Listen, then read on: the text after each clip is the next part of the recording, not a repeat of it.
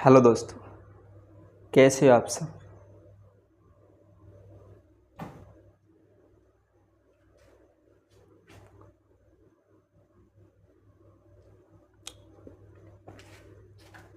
Hello दोस्तों, तो कैसे हो आप सब। आज जिस तरीके से देश में बेरोजगारी बढ़ रही है, उसी तरीके से आज एक शिक्षित नागरिक भी अपने दिल से कमज़ोर होता जा रहा है, क्योंकि देश में बढ़ती जनसंख्या आज कई कारणों को लेकर विवश है। जिस तरीके से भारत में जनसंख्या बढ़ रही है, उसी तरीके से बेरोजगारी बढ़ रही है।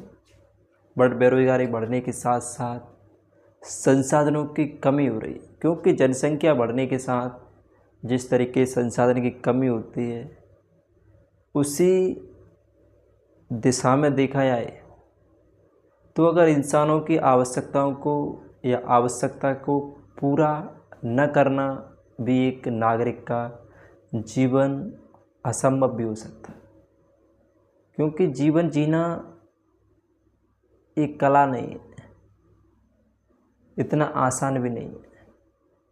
उसको आसान बनाना पड़ता है,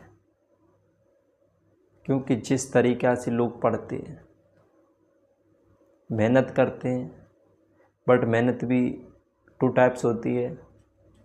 अगर एक मेहनत वो होती है, एक मजदूर भी करता है, बट एक पूरे दिन के 400 या फिर 500 रुपये मिलते हैं।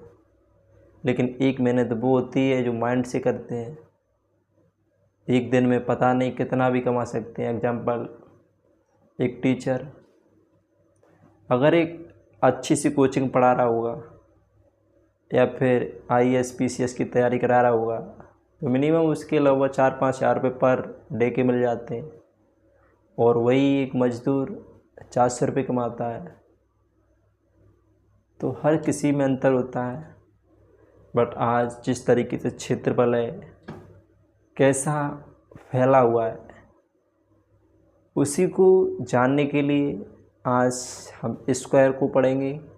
यानी कि मेंसुरेशन 2D में जो फर्स्ट पॉइंट आता है या फिर फर्स्ट जो स्क्वायर आता है, यानी कि वर्ग, उसके बारे में पढ़ेंगे। वर्ग देखा जाए तो एक ऐसी आकृति होती है जिसकी चारों भुजाएं बराबर होती हैं, तथा जिसके चारों एंगल यानी कि दो समांतर भुजाओं से जो मिलकर बना एंगल होता है, तो सभी भुजाएं या फिर सभी एंगल बराबर होते हैं। तो जिस तरीके से वर्ग है, क्या स्क्वायर, यानी कि पहले तो मेंसुरेशन है, क्या होता है मेंसुरेशन, बट होता किस में ये मेंसुरेशन 2D। स्क्वायर जो टाइप आता है वो मेंसुरेशन 2D में आता है। स्क्वायर जिस तरीके से होता है, जैसे मैंने स्क्वायर बना दिया, अगर जिसकी चारों भुजाएं इक्वल हैं या फिर जिसके चारों एंगल इक्वल हैं, तो वो वर्ग कहलाएगा। और जिसके डायगोनल यानी कि विकर्ण भी बराबर हुए, तो भी ये गुणे एक वर्ग कहलाने लायक ही रहेगा। जैसे ABCD, तो मैं कह सकता हूँ कि चतुर्भुज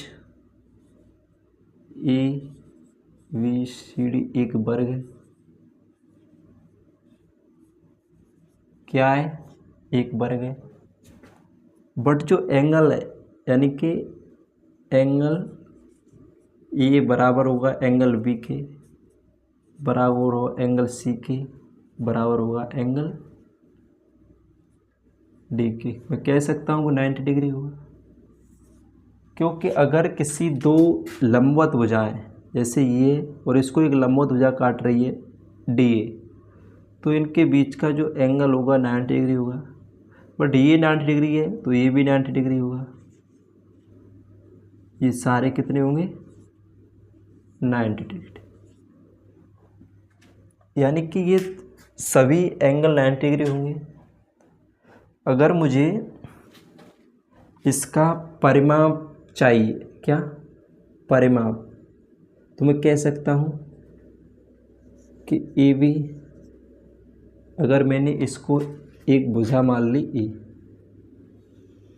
ठीक है, क्या मान लिया?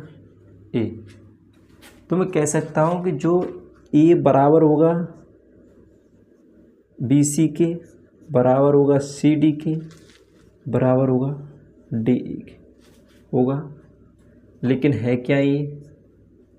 इक्वल ए। लेकिन जब इसकी पैरामीटर की बात की, यानी कि परिधि या परिमाप,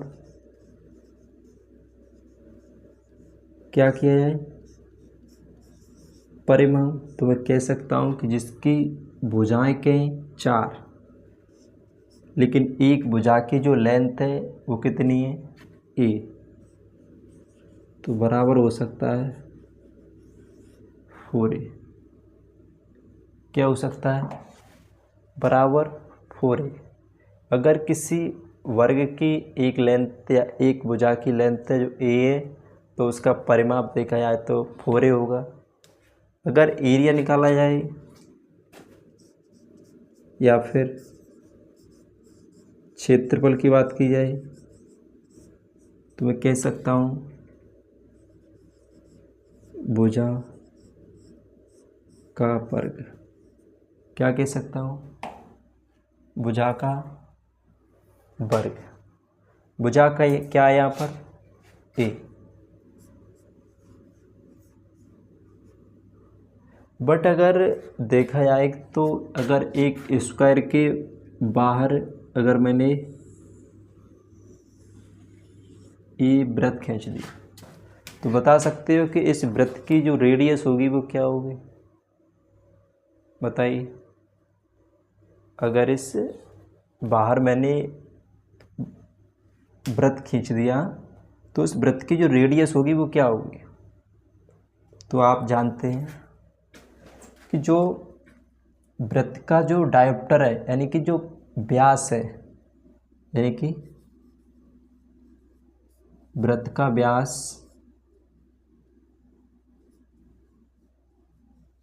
किसके बराबर होगा? वृत्त का व्यास किसके बराबर होगा?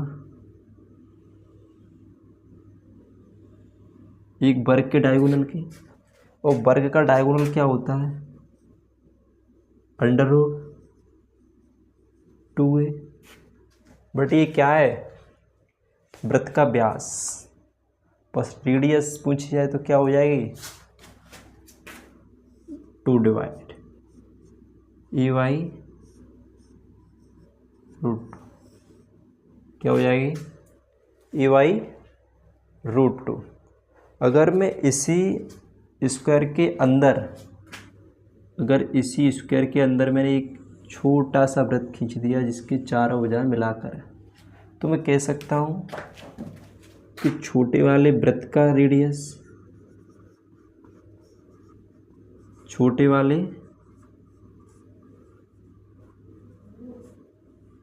वृत्त की रेडियस या फिर त्रिज्या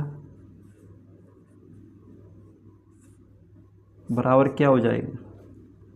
अगर जिसकी वर्ग की भुजा, ये वर्ग की भुजा, ये जो वर्ग की भुजा है वो वृत्त का क्या काम करेगी? एक डायोप्टर यानी कि व्यास। अगर वृत्त ए इसका व्यास है तो मैं कह सकता हूँ कि छोटे वाले वृत्त की त्रिज्या a/2 होगी। होगी ना होगी? आप ये बताइए। बिल्कुल होगी, क्योंकि आपको दिखाई दे रहा है कि अगर एक स्क्वायर या एक वर्ग है उसकी भुजा a है, तो जो अंदर वृत्त बना है उसकी जो डायमीटर व्यास होगा वो a के बराबर होगा। और रेडियस चाहिए तो मैं a/2 कर सकता हूँ। कर सकता हूँ नहीं कर सकता? ये बताइए। जी सर कर सकते हो। तो मैं वृत्त का क्षेत्रफल भी निकाल सकता हूँ। तो एरिया ऑफ स्मॉल सर्किल क्या कर सकते हैं, area of small circle. Small circle कैसे निकालेंगे, मुझे पता चल गया जब रेडियस इतनी है तो कह सकता हूँ पाई ए का वर्ग बट्टे 4 क्या हो जाएगा, ए पाई बट्टे 4। अगर ऐसे भी ना हो तो पाई ए बट्टे 2 का वर्ग, ये हो सकता है। जी सर हो सकता है। अगर मैं बड़े वाले की बात करूं, अगर मैं बड़े वाले वृत्त का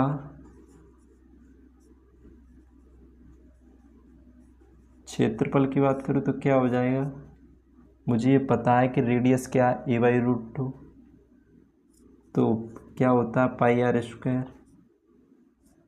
पाई आर की वैल्यू हमें पता ही है a/√2 है, तो a²/2 हो जाएगा। तो कह सकता हूँ पाई a²/2 इकाई वर्ग कह सकते हैं, वर्ग कह सकते हैं, क्योंकि वर्ग जो एरिया होता है वो यूनिट वर्ग हो सकता है, क्योंकि उससे पता चल रहा है कि ये जो एरिया निकलता है वो सेंटीमीटर स्क्वायर हो सकता है, मीटर स्क्वायर हो सकता है, यानी कि जिस यूनिट में उसकी इकाई होगी उसी का वर्ग होगा, क्योंकि दोनों भुजाएं का मल्टीपल होता है। जैसे अगर ये चीज़ है, ठीक है, इमेजिन कीजिए कि ये 4 सेंटीमीटर है, ये 5 सेंटीमीटर, ये मान लीजिए 6 सेंटीमीटर है।